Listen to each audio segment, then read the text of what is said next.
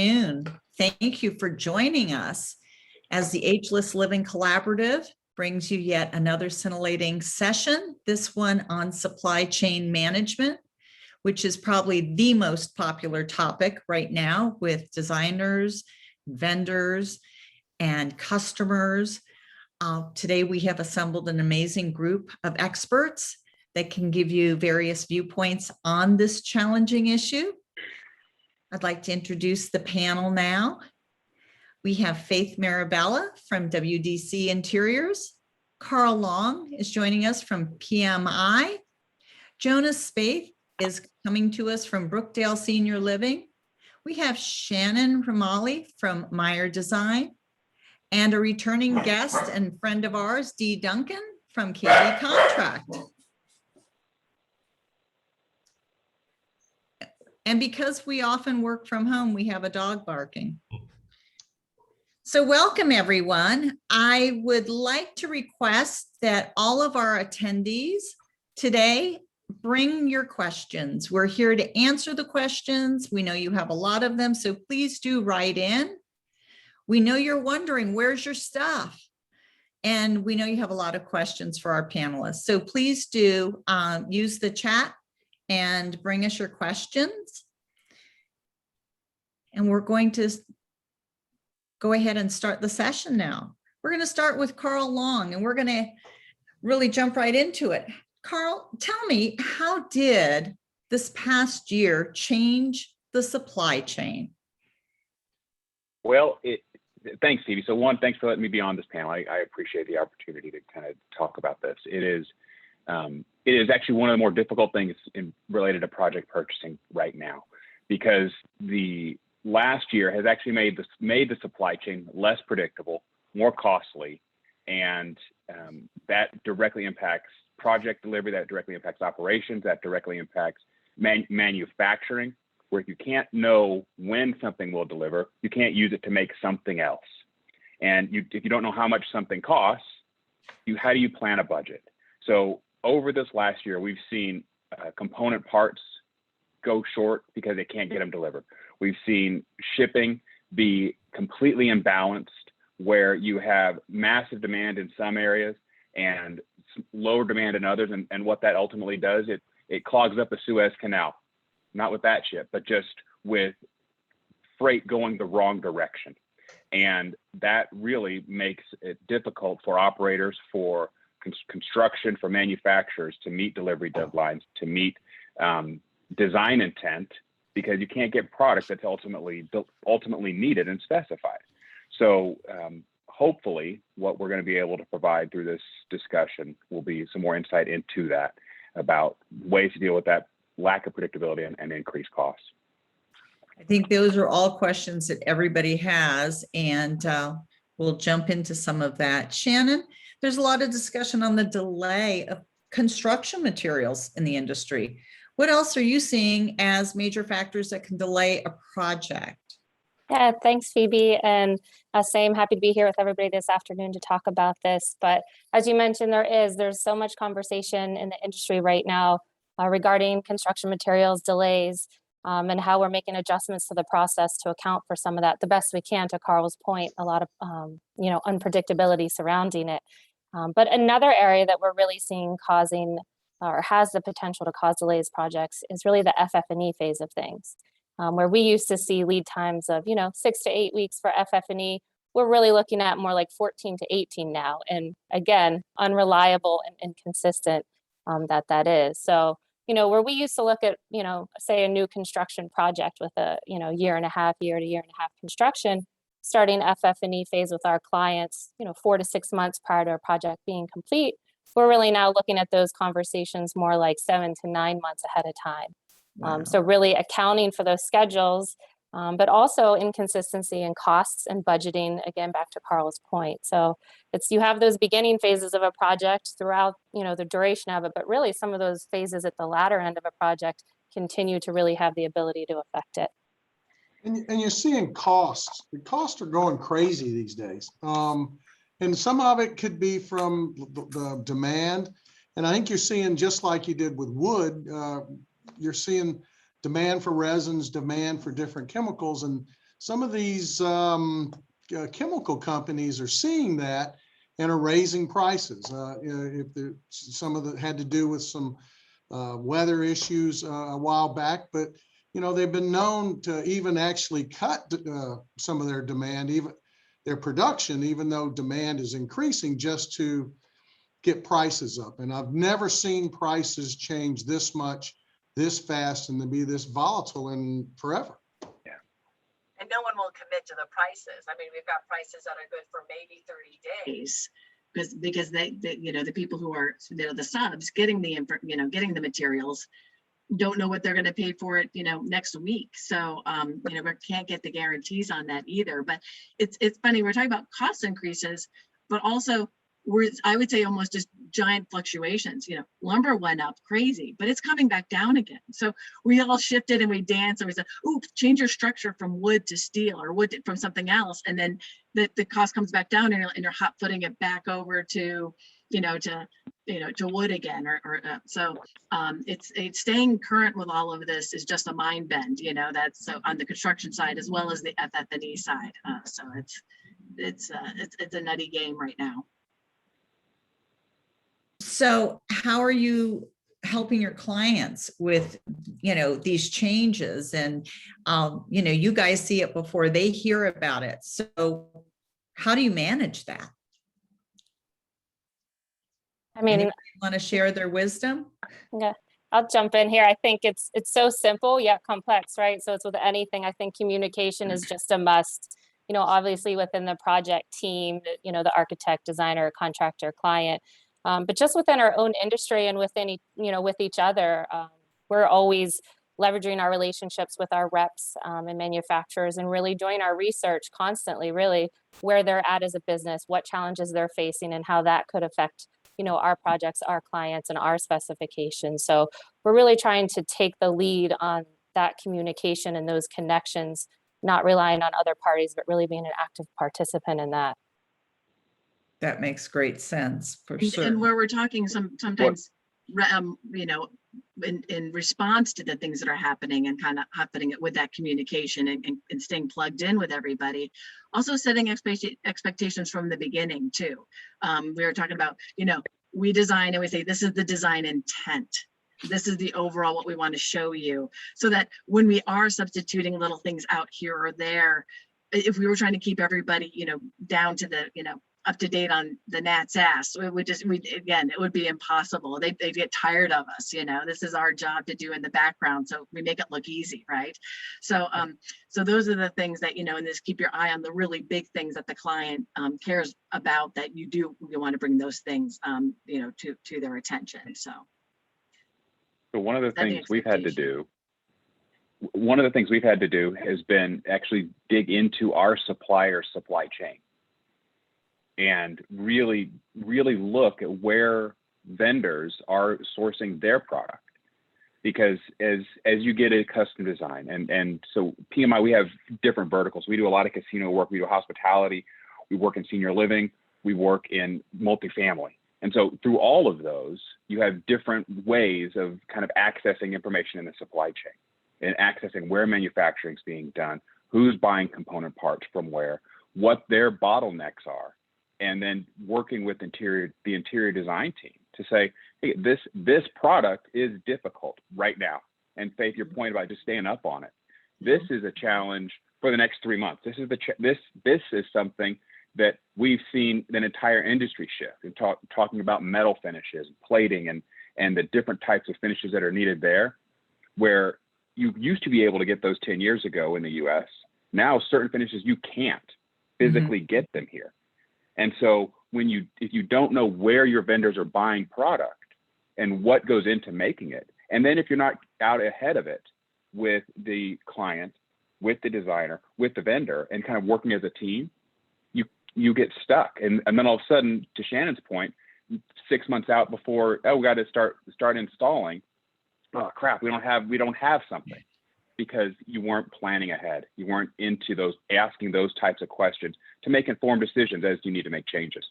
Right. Carl, I couldn't agree with you more. Leveraging those strategic partnerships you already have in place to have that robust transparency into the supply chain and be able to understand lead time issues and concerns and kind of work together in tandem to reach your goals. That's what's really working, benefiting us all as we work through the current processes and that are in front of us on a weekly basis. I'm going to take questions as we get them. And so we have a question, and I'd like for you all to weigh in on this. Can you think of an example when a vendor has handled a major shipping delay well for you? What's the best case scenario in a terrible scenario? Anyone want to take that one on? Best case is knowing it well in advance. We have manufacturing that there's a manufacturer that actually is trying to ship product from Vietnam, and they're telling us that there's going to be a shipping delay. They warned us ahead of time, and so what that does, that lets us plan, as opposed to the opposite. So a terrible example is different project, but a vendor getting ready to ship and then not giving us the insight into how they're routing that shipment.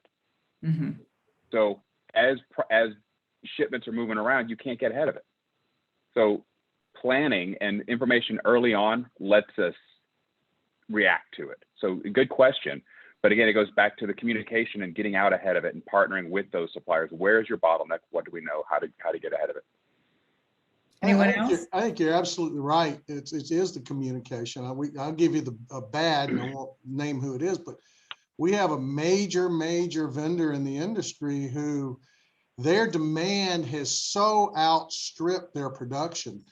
And then they've gotten into all the other delays that go along with some stuff. And it's actually made in the US, but they continue to have, because of productivity, because of people, because of all the other stuff. It's amazing the dates that keep changing.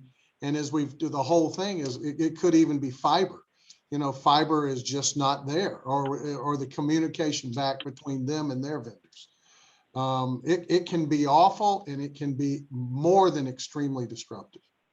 I think I saw somebody put in honesty, and I think that's a communication. That is a great thing, because the sooner that like you said, the worst thing is to absolutely put it off. Like, I get a shipping date and I'm like, okay, and I get the shipping date, and that's maybe in 4 weeks or 5 weeks, and now I get a new shipping date that's another whole month, but I don't even learn about that shipping date until 2 days before it was supposed to ship. So now it's that there's a break in trust in that relationship in business, because you want to be able to, like Carl's saying, the sooner you know about it, the better you can do something about it, prepare people, and know, and be able to manage it. Yeah, it's I can't tell you, I keep hearing horror stories about, you get a shipping and they say, oh, it was shipped, but it was loaded on the truck, but the truck sat there for 2 or 3 days, and it's like, then it hasn't shipped. That's the honesty part that needs to make sure that you just get that updated. Yeah. Right.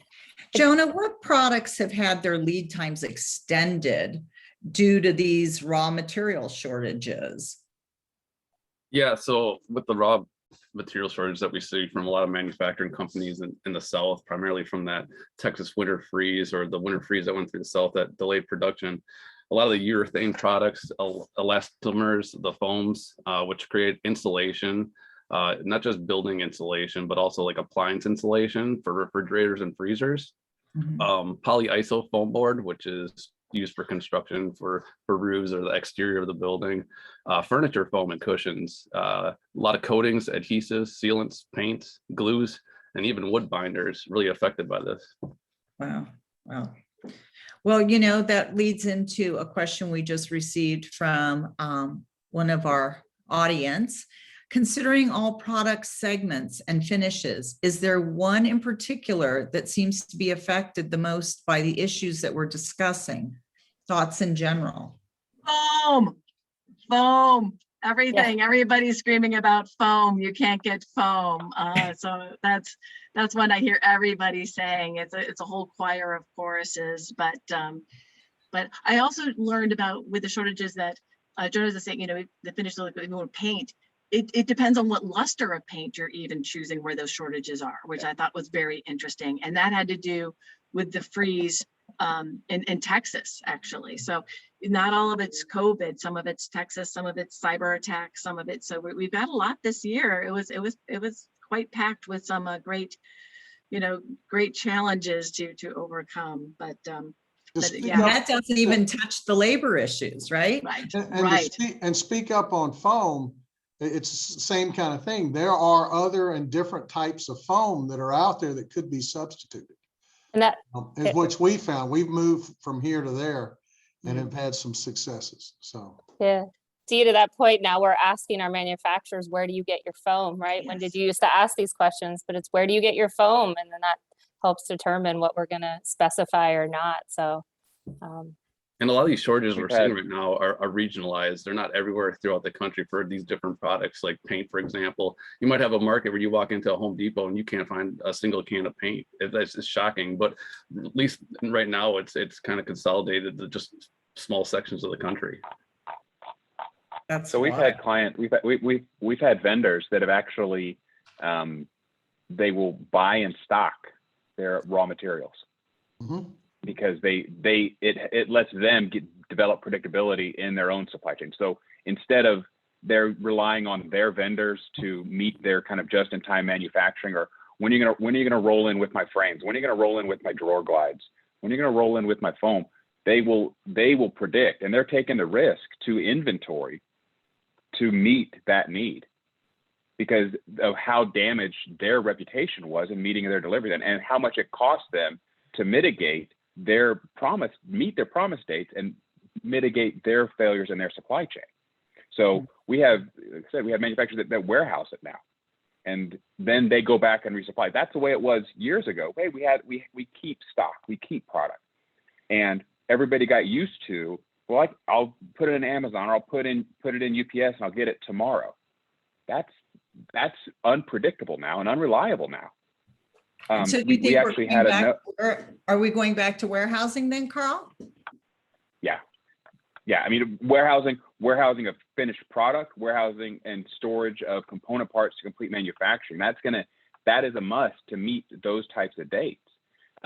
We've actually, regarding shipping, the capacity now, if COVID didn't happen, the amount of product coming into the States, the port couldn't handle. That's how much product is being imported. Okay, so I want to wind this back a second. You just said something super important, which is if COVID didn't happen, we would still have these issues because the port couldn't handle it. Yeah, And I think the volume a lot that's coming now. Mm-hmm.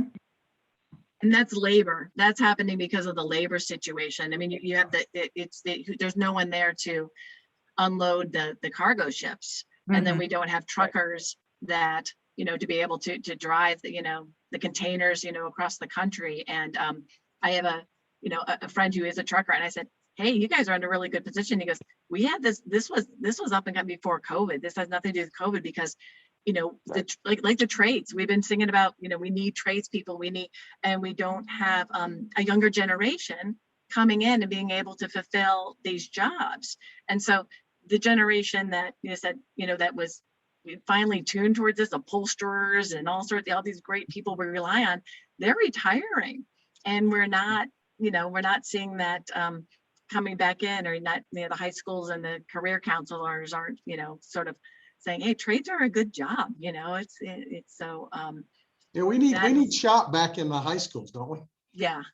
Yeah, Yeah. absolutely. Absolutely. I think Okay, we Phoebe- have another question, and I'm so excited that our audience is bringing us lots of questions. This is such a hot topic. This question, you discussed pricing briefly. When quoting in this non-stable environment, as a vendor, how do we balance pricing higher to cover the variance so you can budget accordingly while trying not to get V'd off a project? What approach would you prefer? I know If you're everybody has honest. thought on this. I can see, no, if you're honest, you get VE. Value engineer. Yeah, you get value Yeah, engineered so- if you're honest. And we were just talking about how important honesty was. So, Yeah. you know, how do you handle it? It's a tough one. So you're dealing with a different product category. So in the plumbing fixture world, for instance, the distribution of that typically goes through contractors who go through their subs, who goes through, and they're all trying to shave off a little bit of that cost. And so if you as an interior designer, you as an architect are very clear about your specification and what goes in, that makes VEing something that is a quality product, and you do the work at the beginning of this is our value, and you communicate that to the owner. And I mean, I would imagine, Jonah, if one of your interior designers comes and says to you, this product is valuable because of X, Y, and Z, these attributes, when you go to talk to your contractor, you go to talk to your purchasing agent, they're going to say these attributes are what we costed, or what was priced. And so being honest with the designer, being honest with the owner, being honest with the purchasing agent about those initial values and what makes it significant is really important. When you're talking about a commodity, so we're going to bid foam, or not foam, but just bid something that is completely reproducible, then it goes back to the interior designer and what that value of that interior design execution is, and the capacity to meet the needs of the community that it's serving. I think you also got to do your homework ahead of time. You know, I think if you're just throwing something out or you're looking at it, I think you really got to take a look at what specifications you actually got to have and what you're going to need. And I think the more upfront and knowledgeable you are going to that, get that spec. So it goes back to pricing, right? And you're going to have to build some buffers in. But I think you're also going to have to look at the economy in general are things still continuing to flex? Are prices going to come down? Or the biggest thing I say is communication. You need to talk to the guys that you're doing all the business with. They can probably lead you down as to where things are up or where things are down or what the trends are. But that communication is huge, huge. I think Flexibility is so important right now, and understanding that if you want the exact specification that you've always had specified, it might cause you to wait 6 months for it. Rather, you could value engineer it, pull some of those attributes out, and get something there a lot quicker.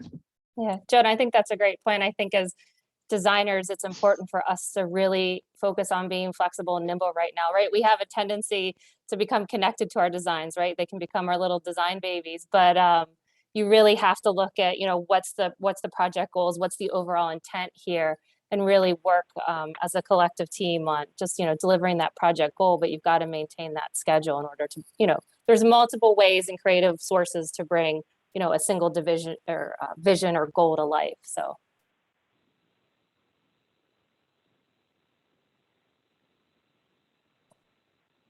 Phoebe, I think you're on mute. I like it when I am. Oh, thank you, Dee. There's always one. Good job, Phoebe. The rest of us are safe. If I could count how many times I've said that during the pandemic, right? You're on mute. Right, you're on mute. So Carl, what's the biggest current challenge facing delivering in the next 3 to 5 months? 3 to 5 months, we've talked on it. It's freight product and availability, and the coming Christmas from Amazon. If you haven't started shipping product, Amazon has absorbed capacity on shipments coming overseas. Wow. So short term, That's again, short term, it's these cost fluctuations, the way product is still recovering, that's the component part of manufacturing is still recovering. And so that's really, look at the freight yards, the boats in the harbor, and just trying to be offloaded and getting it moving and planning, and then dealing with the communication of the experts. It takes longer to approve things. It takes longer to communicate back and forth what is actually drawn and approved. So planning that within that next because everybody's still remote. Nobody's as efficient as they were. And so the communication, passing a drawing from one to another, passing a finished sample from one to another, passing a shop drawing from one person to another. And then, well, I need to run it by the owner because it's a slight change.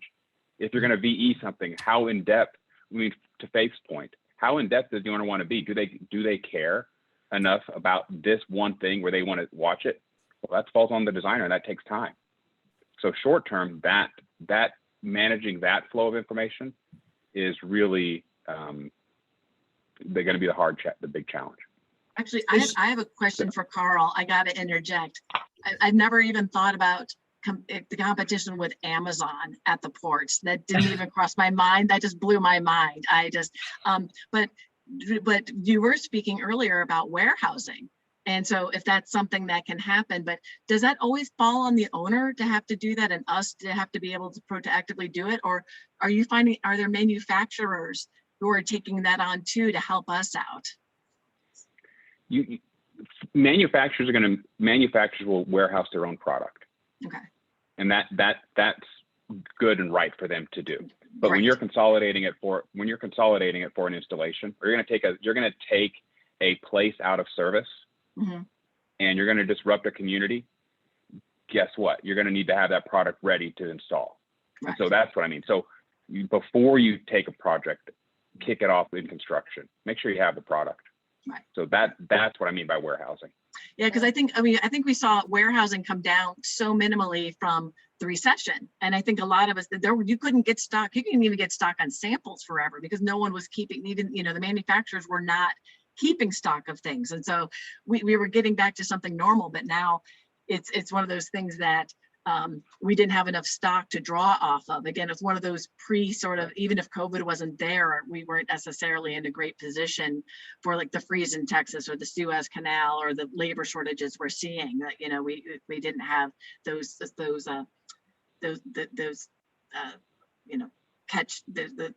belts and suspenders there for us.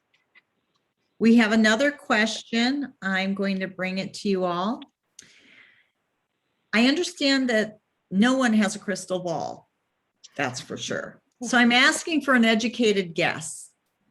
Being that we have a variety of experience on the panel, perhaps a common answer will evolve. When do you predict or estimate that the issues we're discussing generally will start to normalize? Will it be 6 months? Will it be longer? Wow. I'll take a bad stab at this. Nobody wants to hear it, but I think we're still a year away. Just for what you just mentioned, Amazon's taken up whatever. So we always talk about, but you have the Christmas coming. And then right after that, there are companies that are closed for Christmas. So you got now, and you've got the Christmas shutdowns. Right after that, you got Chinese New Year. So depending on people from the Asian area, you've got all those things coming through. We've got other things I think we're going to talk about, but you've got countries out there that are shut down even today. Yeah. India, Vietnam, Thailand. They are, because of, I think we're going to blow one of our questions, but vaccinations that are out there. Yeah. You cannot, the goods and services and people in those things aren't like it is here in the US. Mm-hmm. So I think we're going to really limp along until probably sometime next spring or even later. Yeah, and it's like I was gonna say, I think Dee stole one of my talking points because I'm one of sorry. the things that's okay, but this is good. This is like, because I love the free flow of talking anyways. We're going to cover a lot of stuff anyways, but I think the stat I had was, Japan is only 30% vaccinated one shot, and that might be a week or two old, that information, but they're a rich country. They're connected, and the fact they don't have access to the vaccine, even the way that, we take it for granted, like, oh yeah, we've got, our numbers are up and, we're kind of back to normal and not wearing masks, and they're having trouble. And, now every day there's a story of the Olympics.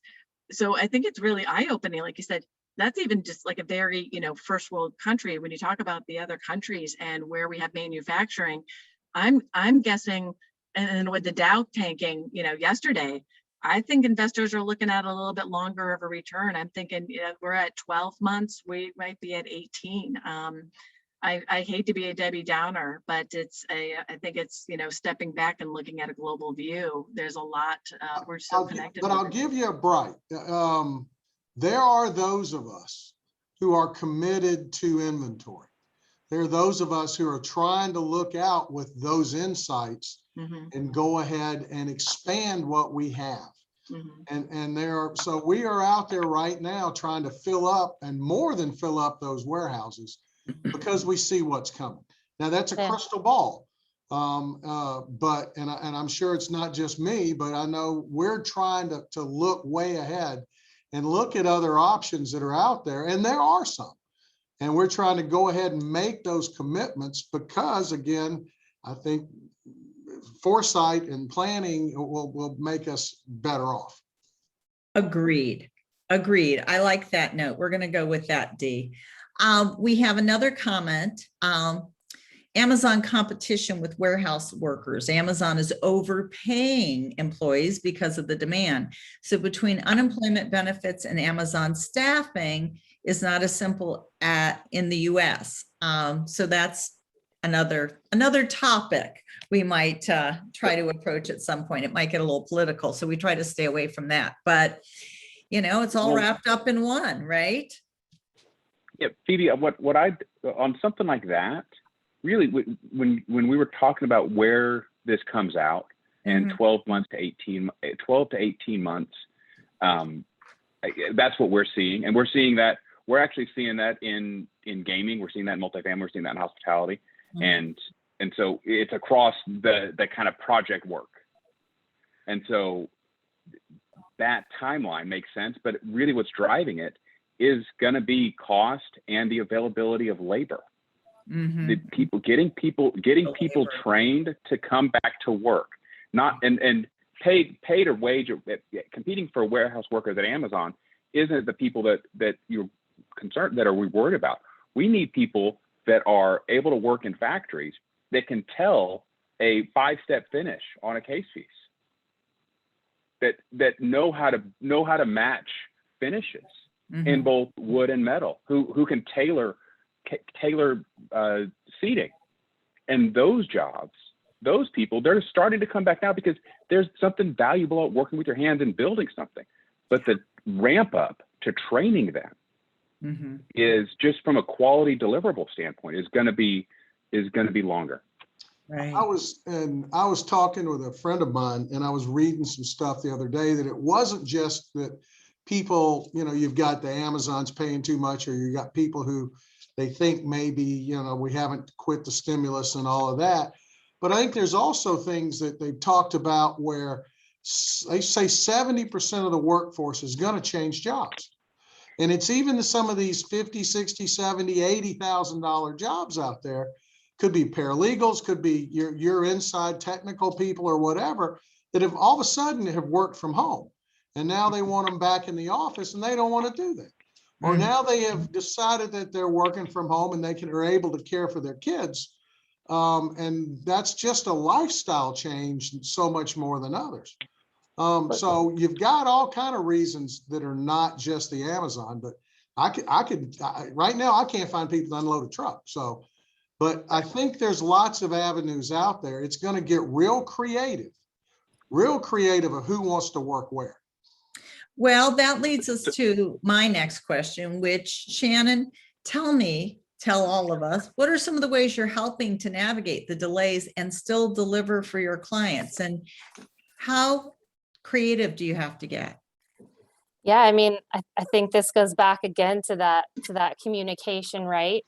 Just across the board, and then just the creative solutions. Going back again to the design intent of things, really keeping that flexibility in mind as you're looking at projects across the board, really.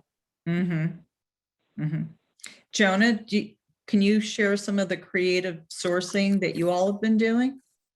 Yeah, I mean, a lot of it comes like Shannon said, with the flexibility of whoever you're working with, and what type of, they might be able to get a product that they want, have all the specifications that they always wanted, And it might take 6 months to get that product, or they could have something within 5 days if they just change the finish, or if they just change some of the technology within that. If you look at appliances, for example, you could get, a black refrigerator maybe 3 months faster, and you could get the stainless steel one, or the style of refrigerator, or any of the other appliances that go on the residential or commercial side. Yeah, So where you really just use, having that flexibility is, and that honesty and that open communication, that's really what's going to drive value in this area. we talk about VEing, right? We've all been VEing for cost forever, but now Mhm. we're VEing for schedule, right? So it's just it's another layer on top of how you approach a project. It's value timing, it's BT now. Yeah, VT, exactly. Yeah, which all turns into, more cost, right? Because time takes money.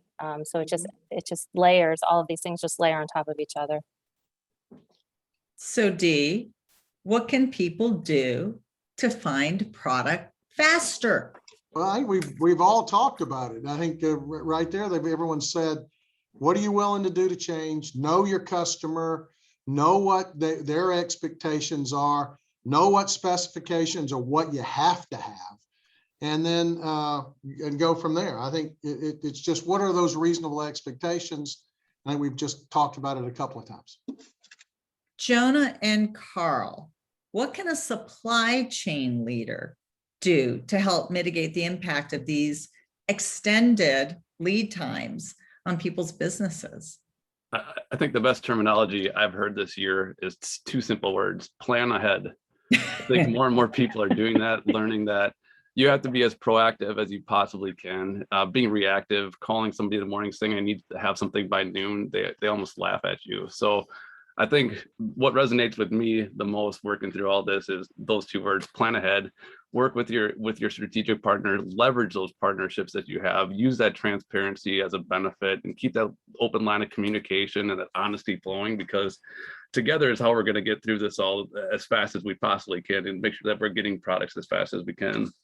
So really, other than continuously monitoring the market, like we all watch the news and follow the different supply chains resources that we have for different components. But I mean, to go back to thinking it's different now. We were always focused on products before, but now with the backup into the supply chain, you're looking at how do we access these raw materials and then convert them into the products that we need to provide for our project. So I think it's a different mantra now as we're backing into the supply chain and trying to remove tiers out of the supply chain to really expedite things.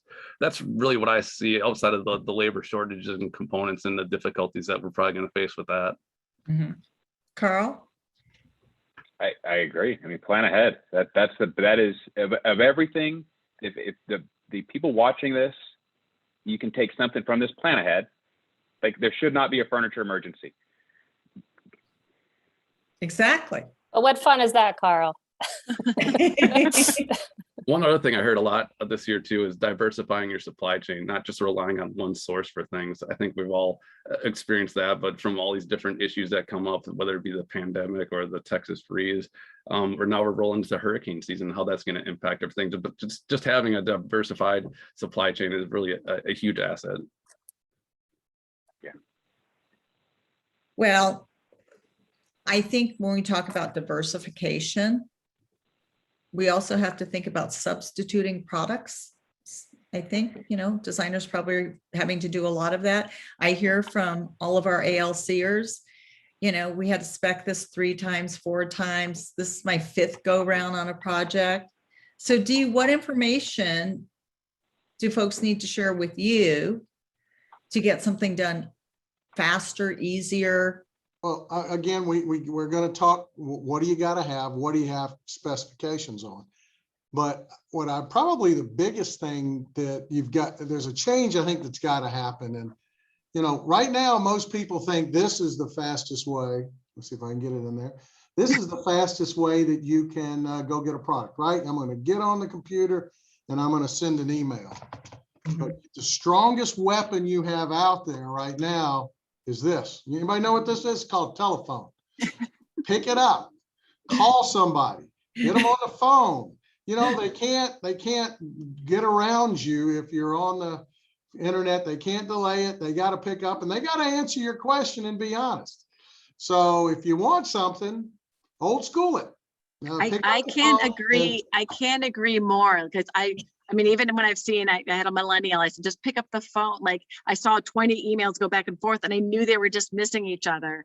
And we're in such a complicated process that picking up, you're right, picking up the phone. I know it sounds, maybe some of it, it's mind blowing and some of it is just like, duh, you know, of course you do that because you can have those intricate conversations about getting down, like Shannon and I can say, this is the intent, this is what we need to deliver.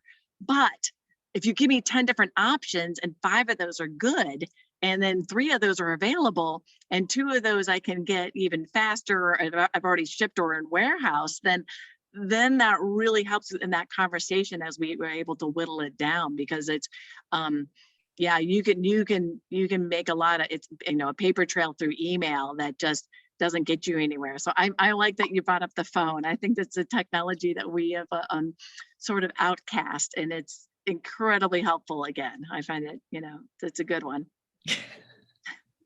And they make them so convenient now. They even fit in your pocket. Let's change topics only marginally. Shannon, are you approaching renovation and new construction projects differently given all of this? Yeah, so I think so much of what we've talked about, right, is across the board, the communication, leveraging relationships. I think the biggest difference we're seeing with the renovations versus the new construction projects is you just lose that luxury of those long project durations or schedules, right? So we talk about plan ahead, which is great. We're still going to plan ahead as much as we can, but you lose that luxury a little bit. We're really seeing the renovations pick up with our clients. You know, investments are more ready available for renovations or acquisitions we're seeing with our clients. So we're seeing that pick up, but it's an immediate and quick need, right? That's what we're seeing a lot of right now. So while we try to plan ahead, you lose that luxury a little bit. So we go back to options, right? So that's what we're really working with our clients to understand. We've talked a little bit about this, but their threshold for adjustments, right? So we can talk about the designer's threshold, but then also what's our client's threshold for adjustments and kind of where do their priorities fall. I think that's one of the main differences. I'm actually really glad. I'm really glad you brought up, renovations and acquisitions. We're talking about, we've been focused on senior living, with Ageless Living Collaborative, but, a lot of it is like, we got to build because the baby boomers are coming. The best locations are already taken. Acquisitions in the last year and a half, 2 years have just been vast. And so we are doing a lot of renovations. And we have lost those lead times that we were able to have with the new construction. But I will say this, I think one of the things that I'm seeing starting to bog down a little bit, and that's why renovations are good, because it's a smaller pool of money you have to find. And I'm finding the financial, we have a real conservative financing situation right now. The REITs and those, they are being much more cognizant. Actually, they're much more involved in the design process. I mean, I have some major REITs that they're looking at it and invest, which is great, because I think they're part of the conversation, and we can start to really make the changes that we've been talking about in senior living from the top down. But it's also that sometimes that process takes longer and it's more complicated, and we have less time to do it. So that's a longer process too that I see slowing down, and so that's slowing the projects down in general. Everybody has a certain bandwidth in which that they can handle, that was the other thing I was glad I was able to slip in, that I'm seeing that the conservative financing is another thing that we're going to see some pushback on, along with with all our other pile of great challenges that we've been talking about. So. Well, you bring up senior living and renovations, and I've got to ask Jonah about, the recent appliance shortages and how that's impacted the commercial market for sure, as well as the residential. Yeah, so if you look at the multifamily segment or senior living segment, you probably can't walk into an office and not have a conversation around appliances and what the shortages and how it's impacting them being able to turn units or to sell apartments. Having those appliances are what we consider a very critical item in people's living. So you want to make sure they have not only the appliances that they need, but the appliances that they want. And like we talked about and discussed earlier too, about having that flexibility as far as the options, and creating a minimum specification to meet your customers' needs, to be able to understand the voice of customer, make sure that you're giving them what they want or selling them what they want when they move into these units or when they move into apartment, but maybe understanding that we can't get you all the options or we can't get you the finish, but we can get you something that's close and really working hard to have some really good substitutions and some options available to them.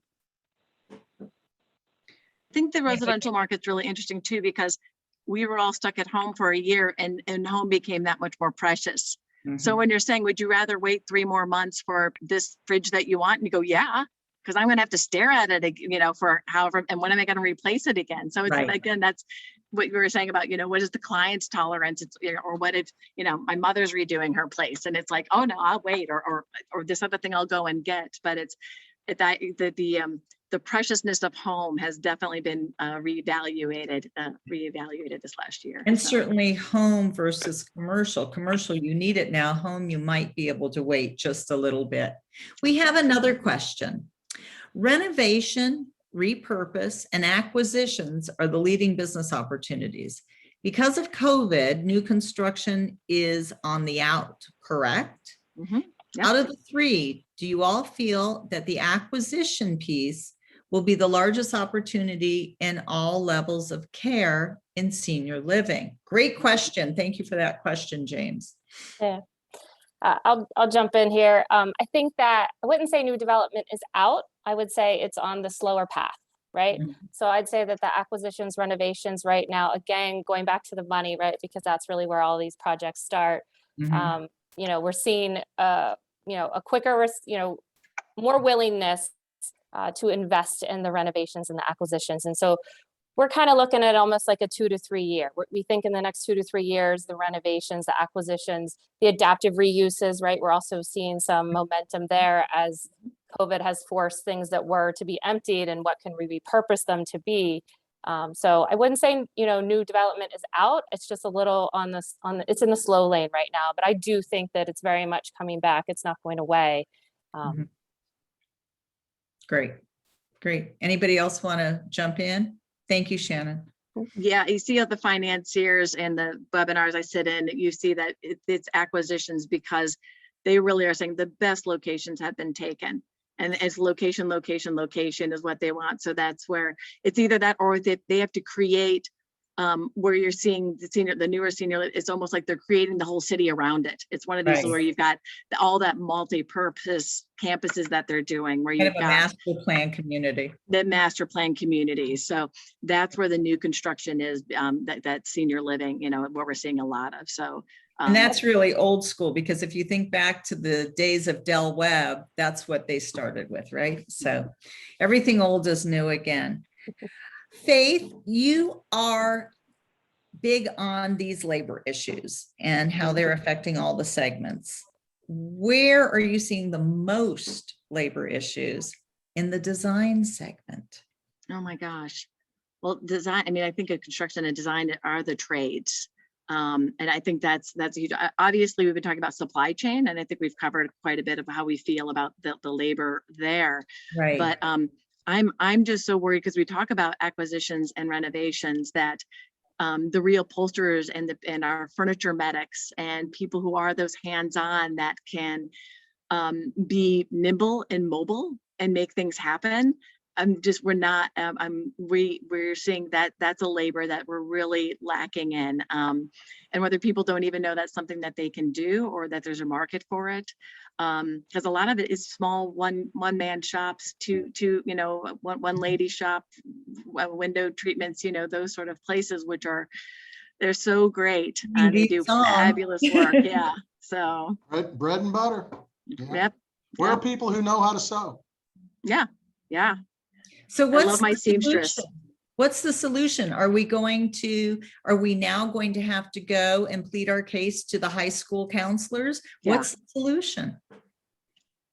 Because we've got to get the work done. We've got to get installations done. We have to have people sewing. We have to, you know, all these jobs need to be done. Yeah. I think it's getting the word out. I think, you know, maybe there's even more, you know, we have these shows about different careers, the deadliest catch and the dirtiest jobs and all of these things. and I think we need to let people know that there are these other things, and they're pretty interesting. I mean, these are not boring things that, you know, so there almost needs, like, we need sort of like Our you own know, reality Discovery show. Channel. Yeah, we need our channel to be like, hey, there's this other world out there, and then get the high school counselors to jump on board. And I think Dee had said, yeah, we need shop again. We need a home ec again. We need some of these other things where you try your Agreed. hand at it, you get one taste of it, and you go, wow, this is really cool. I think I want to do this, you know. So I think You can build a career with it. you can build a career with it. You can build a very good career. I mean, Mhm. tradesmen, they can do some really good work and make a fine living. So, yeah. Well, I was going to bring up a supply chain issue about global vaccination at this point, but I think we kind of covered that. Yeah. Anything else anybody wants to bring to the table before we close out for today? I'm really thrilled that our audience has brought us so many good questions. Thank you very much, each and every one of you. And I'd like to thank the panel, all of our experts today, Carl Long from PMI, Dee Duncan, KB Contract, Faith Marabella, WDC. Shannon, you're new to our panel. Thank you for joining us today from Meyer Design. And Jonah, we have previously had our ALCer, Laura Busalacci, with us from Brookdale, but today she gave us Jonah, and we are delighted that he could join us and bring his expertise to the table. I think that we were able to answer everybody's questions, and I just wanted to do a few housekeeping notes. We are going to take August off at the ALC. We know that it's a really busy month, a lot of trade shows, a lot of activity. So we'll be back with some exciting new content in September, and we're looking forward to seeing you all then. In the meantime, if you want to check out any of our previous webinars, they are available to you 24/7 at agelesslivingcollaborative.org. And if you would like to ask about a topic that you think would be interesting to all, please do drop us a line. Let us know the topic that you'd like us to assemble a group of experts on, and we'll be happy to consider that. And it might be something that you see in the next few months. Thanks again for joining us, and I hope you guys have a great summer, and we'll see you in September. Bye now.